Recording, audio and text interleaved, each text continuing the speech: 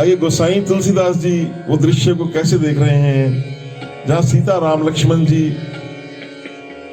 खड़े हैं, गंगा के किनारे पार जाने के लिए श्री राम निहोरा कर रहे हैं और गुहराज के साथ केवट अपनी बात कह रहा है। उस दृश्य को गोसाई तुलसीदास जी ने कवितावली में जो वर्णन किया है, आइए उस झांकी को प्रस्तुत करते हैं। नाम अजामिल शेखल कोटि अपार नदी भव बूढ़त काढ़े,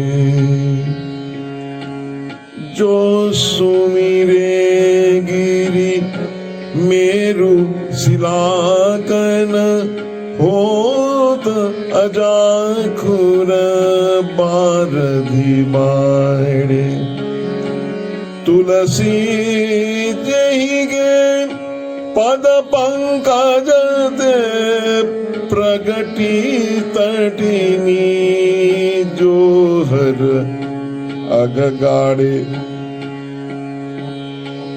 ते प्रभु यान सरिता तरवे कहूं, ते प्रभु, वो प्रभु है, समर्थ है। ते प्रभु या सरिता तरवे कहूं, मांगत नाव करारे है ठाड़े। इसका सुंदर भाव पहले ग्रहण करें, फिर आपको और आनंद आएगा। जिनका नाम लेकर इस संसार रूपी, कब से ये संसार चल रहा है, अपार है, इसका कोई पार नहीं है। इसमें अजामिल जैसे करोड़ों पापियों को, अजामिल तो एक उदाहरण मात्र है, उनको भगवान ने उद्धार कर दिया पापियों का। अजामिल की कथा भागवत में आती है। ब्राह्मण था, कुसंग में पड़कर सारा आचरण भूल गया, कुसंगत में पड़ गया। संत आए, उन्होंने कृपा की, उसको नारायण नाम दिया, बताया कि अपने बेटे का नाम नारायण रखो। वो कुछ नहीं करता था। जब अंत समय यमदूत लेने आए तो उसने नारायण को पुकारा, अपने बेटे को पुकारा, लेकिन भगवान तो नारायण के नाम के संबोधन से अपने दूतों को भेज दिया और वो उसका उद्धार हो गया। उसका जीवन फिर उसके बाद और आया, वो पलट गया। तो ऐसे भगवान जो श्री राम हैं, अजामिल जैसे करोड़ों जो को पार करने वाले हैं, जो सुमिरे, जिनकी सुमरन मात्र से गिरि मेरु शिलाकन होत, जिनकी स्मरण मात्र से सुमेरु पर्वत जो कि हिमालय से भी ऊंचा है, वो भी एक कण के बराबर हो जाता है। अजाखुर, अजा कहते हैं गाय को भी कहते हैं। जितने गऊ के खुर में गड्ढा हो, उसमें समुद्र भी उसमें समा जाता है। ऐसे जो राम हैं, जिनके चरणों से तुलसी जेहि के पद पंकज ते प्रगटी तटनी, जिनके चरणों से गंगा जी प्रकट हुई। आप सब वो कथा आपने श्रवण की है। जो हरे अगगाढ़े, जो हर प्रकार के पापों को नाश करने वाली है, जो गंगा जो उनके चरणों से निकली है, ऐसे राम वो जो सरिता है, नदी कितने फिट होगी, उसके किनारे खड़े होकर भैया नाव ले आओ, नाव ले आओ, नाव कहकर पुकार रहे हैं। ये भक्त और भगवान की भक्त वत्सलता, कृपालुता, दयालुता, उनकी करुणा जो छलक पड़ी है, उसका प्रसंग है। तो ये देखकर केवट ने एक बात कही, ठाकुर जी, ये भी कवितावली का दूसरा महाराज दोहा है। केवट ने कहा, देखो आप मेरे को कह रहे हो, मैं आपको एक घाट बता देता हूं पास में, जरूरी नहीं है आप मेरी नाव से जाओ। क्या वो बात करता है? पास में घाट है, वहां जल बहुत थोड़ा है, आप ऐसे ही पार कर जाओगे। मैं आपको उस घाट की जगह दिखा देता हूं, नाव की जरूरत नहीं है तो मैं भी बच जाऊंगा। ये इस प्रकार से उसका। बाकी मैं इस बात पे बड़ा पक्का हूं महाराज कि जब तक मैं आपके चरण न धोऊंगा तब तक मैं आपको नाव में नहीं बिठाऊंगा। और यदि मांग नहीं स्वीकार हो तो एक और रास्ता मैं आपको बता रहा हूं। एही घाट ते थोरिक दूरी अहे कटिलो जल था दिखाई हो जो। मैं आपको बहुत दूर नहीं आपको जाना पड़ेगा, थोड़ी दूर ही एक घाट है, वहां से आप बड़ी जल्दी पार कर जाएंगे। एही घाट ते थोड़ी दूरी अहे कटिलो जल था दिखाई जो। पर से पग धूरी तरे तरणी घरणी घर क्यों समझाई हजू। तुलसी अवलंबना और कछु लरिका के ही भांति आही अजू। बरुमारी मोहे बिना पग धोए हो नाथ न नाव चढ़ाई अजू। तो वो केवट कह रहा है, ठाकुर देखिए इसके पास ही एक घाट है, वहां से आप बड़ी जल्दी पार कर जाएंगे। लेकिन मैं आपको, मेरा तो और कोई मेरे को कार्य आता नहीं है। तो और फिर एक और बात कहता है केवट, और मैं जानता हूं, मेरे को ऐसा लगता है आपको तैरना नहीं आता, नहीं तो आप ऐसे चले जाते। तो अब आप तो जानकी जी, राम जी हंस रहे हैं और जानकी जी से पूछे क्या ये सत्य है कि मुझे कि आप तैरना नहीं जानते? जानकी जी ने पूछा, आप तैरकर नहीं जा सकते? तो हाँ, उन्होंने कहा मैं, तू जैसा कहेगा मैं तो वैसा ही करना पड़ेगा। अब तीनों आपस में विचार कर लो। तो तीनों आपस में विचार कर रहे हैं। तो उसी समय उसने एक बात और कही कि देखिए महाराज, इसमें आपका दोष नहीं है, इसमें ये आपके चरणों का कोई दोष नहीं। आपके चरण तो बहुत कोमल हैं, इनकी बात नहीं है। बात है आपके जो पैरों में जो धूल लगी हुई है ना, सारी गड़बड़ वहीं पे वो जो, क्योंकि ये जो पैर की जो धूल है ना, ये बनाती है स्त्री को, और मेरी जो नाव है ये उड़ के चली जाएगी। अब भगवान ये जब सुनते हैं तो जो अपने काका सुमंत के जाने से थोड़ा भगवान दुखी हैं, वो भगवान हंसकर किशोरी जी की ओर देखते हैं और ठाक भगवान बड़ा कम ऐसे मुस्काते हैं भगवान, लेकिन यहाँ ठाका मारकर भगवान हंसे हैं। आइए उस जो विशेष पद का है हम लाभ लेते हैं। ये रावर दोष न, पहले मैं आपको बोल के सुना देता हूं, इसका अर्थ बताता हूं, फिर इसको गाएंगे। रावरे, रावरे कहते हैं हे राजा धीराज, दोष न पायन को, आपके पैरों के तो कोई दोष नहीं है, दोष तो मात्र आपकी जो पग धुरी है, इसका जो प्रभाव है वो बड़ा महान है, उसमें वो अपना काम कर जाती है। अच्छा, तो ठीक है, ये बात सही हो गई। तो और महाराज जी, और बात ये है कि पत्थर से जो ये काठ की जो ये तो बड़ी पुरानी है, मेरी नाव है, काई लगी हुई है, ये तो एकदम स्त्री बन जाएगी। तो इसलिए कहिए क्या आज्ञा है, आप ही आज्ञा दीजिए। ये सुनकर केवट की वाणी सुनकर भगवान हंसे हैं। इस कविता वाले के बड़े सुंदर पद, लालित्य पद का आनंद लीजिए।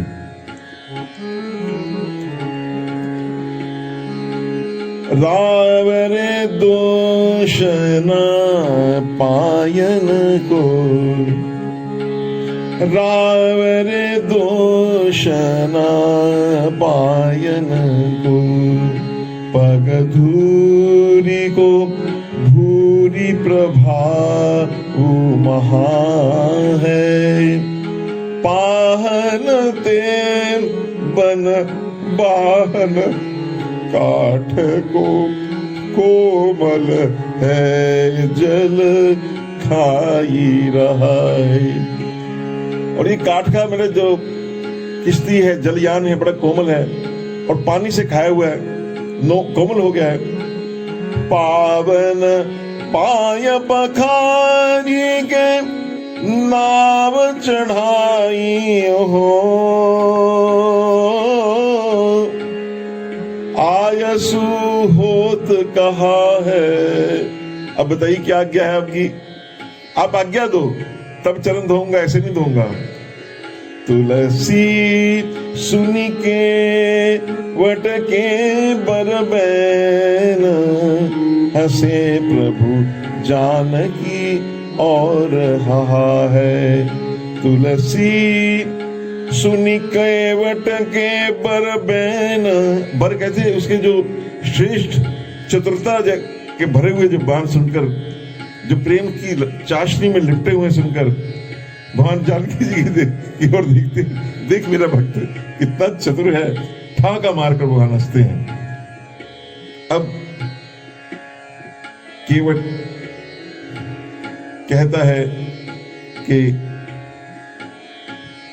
अब मेरे घर में भी कुछ नहीं है, चलो मैं आप किश्ती आप बना दो इसका जो भी, और एक केवट की मेरी जाति है, कुछ वेद तो मैंने पढ़े नहीं, और सारा परिवार मेरे घर में सबसे मुखिया मैं ही हूं। अब मैं कहां दूसरी नाव बनाऊं? तो और दूसरी बात है मैं निषाद हूं, आप राजा दिराज चक्रवर्ती राजा हो, चक्रवर्ती राजपुत्र हो, झगड़ा भी नहीं कर सकता आपसे। पर मैं ये सच कहता हूं, बात वहीं पर अड़ा हुआ है कि बिन पग धोए नाथ नाव न चढ़ाई हो। और मेरे छोटे छोटे बच्चे पात भरी सहरी सकल सुत बारे बारे, पात भरी सहरी सकल सुत बारे बारे। मेरे जो बालक हैं बहुत छोटे हैं। पात भरी सहरी सकल सुत बारे बारे, केवट की जाति कछु वेदना पड़ई हो, सब परिवार मेरो याही लागी, राजा जू हो दीन वित्तहीन, कैसे दूसरी गड़ाई हो। मैं तो दीन हूं, हित हूं, आप राजा हैं। गौतम की घरनी जो तरनी तरेगी मेरी, प्रभु सो निषाद है के बाद ना बढ़ई हो। प्रभु सो निषाद, आप तो रात मैंने सुना है आप तो परब्रह्म हो, तो आपसे मैं वाद विवाद नहीं बढ़ा सकता, आपसे झगड़ तो सकता ही नहीं, मैं तो आपका सेवक हूं। तुलसी के ईशराम, लेकिन बात यह है मैं सच कहता हूं, तुलसी के ईशराम रावरे सो सांची गयो, बिना पग धोए नाथ, बिना पग धोए नाथ, बिना पग धोए नाथ, नाव ना चढ़ाई हो, नाव ना चढ़ाई हो। तो लेकिन मैं एक बात में बड़ा पक्का हूं कि नाथ, जब तक आप ये मेरे को पैर नहीं धोने को कहेंगे तब तक मैं नाव पर नहीं चढ़ाऊंगा। भगवान सुन रहे हैं, महाराज खूब प्रसंग है और भक्तों के लिए आनंदमय है। कोई जल्दी नहीं है भगवान को भी जाने की, वो भी इसकी बात सुनते हैं। और इस प्रकार वो कहता है कि अब बात ये है ठाकुर, देखिए आप तो हैं पद कमल धोई चढ़ाई नाथ उतराई चहूं। मैं आपसे उतराई नहीं चाहता, एक पैसा नहीं लूंगा, क्योंकि हम दोनों का एक ही पेशा है। अरे भगवान एकदम लक्ष्मण जी कहने लगे, ये क्या कह रहा है? आप भवसागर के मल्लाहा, हम गंगा नदी के मल्लाहा, एक हुआ ना, तो आपस में मजदूरी नहीं लेते। मैं ये भी जानता हूं कि मुझको देने को आपके पास कुछ है भी नहीं, आप तो तपस्वी हो। अगर आपके पास सुविधा होती तो नौका मांगते ही नहीं, पैसा होने पर नौका मुझसे नहीं मांगते, वही मांगते हैं। तो इसलिए पर मैं आपसे फिर कहूंगा कि आप मेरे को आज्ञा दो। तो इस समय भगवान ने, वो सब सुन रहे हैं भगवान इसकी बात। अब जब ये बात कह रहा था, लक्ष्मण जी केवट की बात सुन रहे थे। मोहे राम राउरी आन दशरथ सब सांची कहूं। जब वो दशरथ जी की सगंध लेने लगा, राम जी की कसम लेने लगा, तो व्याकुल होने, क्रोध आ गया, लक्ष्मण जी के नेत्र लाल हो गए और तरकस तीर से बाहर निकालने लगे, धनुष कांधे तक पहुंच गया। तुम तो मेरे पिताजी तक पहुंच गए, भगवान की सुगंध, पिता की सुगंध सबको दबा रहा है तो भैया।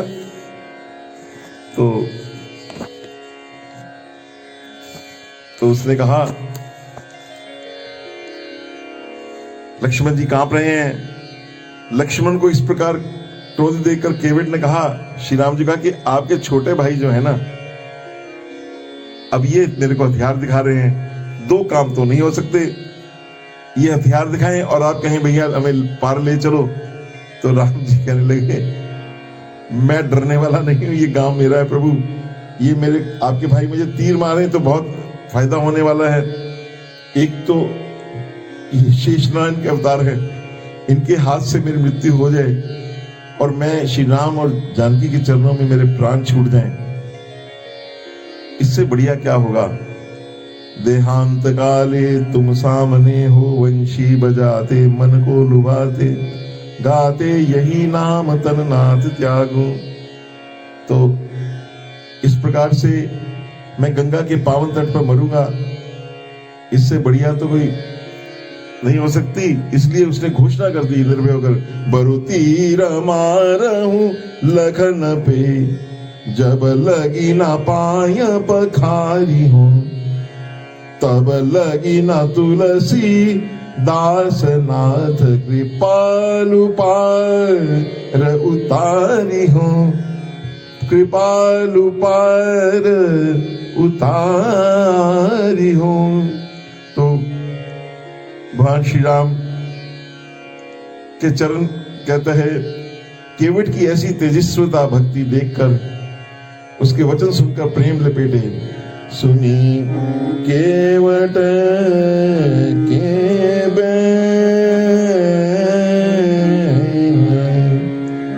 प्रेम लपेटे अडबडे, विहसे करुणा